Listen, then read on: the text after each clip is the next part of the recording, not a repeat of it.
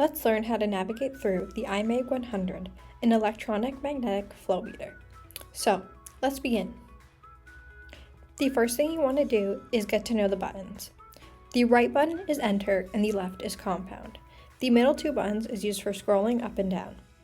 The first thing you need to do is press enter to set the parameters. You're going to need to enter the password that's found in the manual. To change the cursor placement, hold down the compound key and click using the two middle buttons.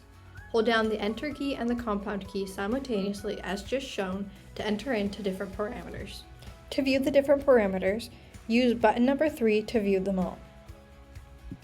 Once you've found a parameter you want to edit, click on the enter key.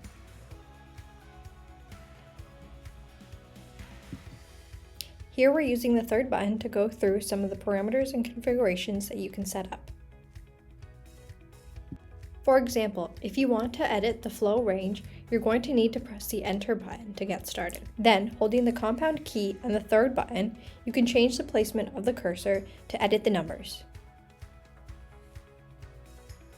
Here you'll see a variety of different parameters that can be changed and customized to your needs.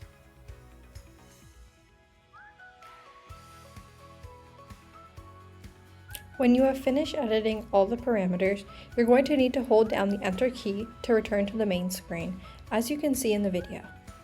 Visit currentinstrument.ca for more information. Please reach out to us if you have any questions or would like to discuss your applications.